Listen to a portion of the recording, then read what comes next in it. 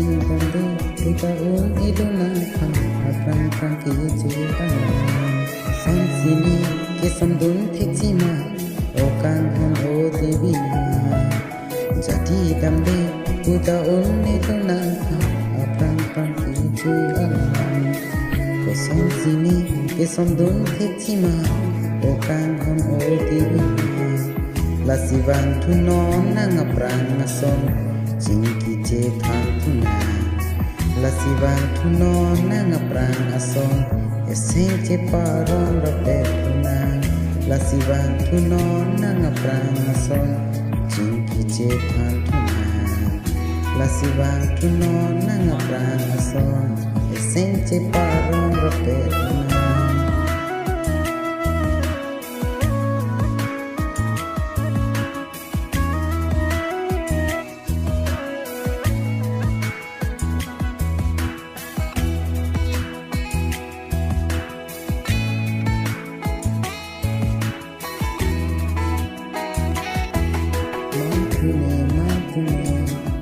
mantu lone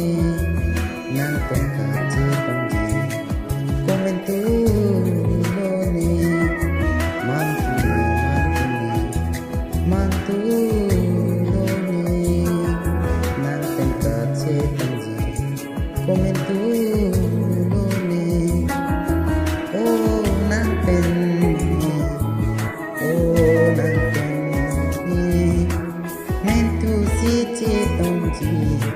Devi Nanang Peni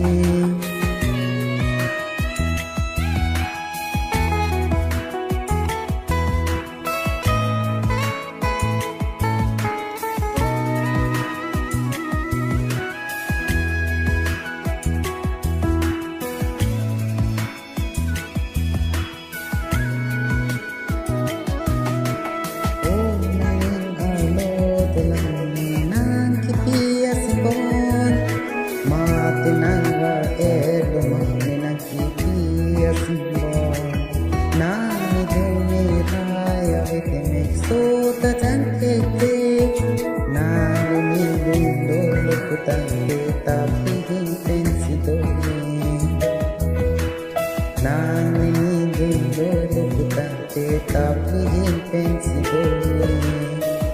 oh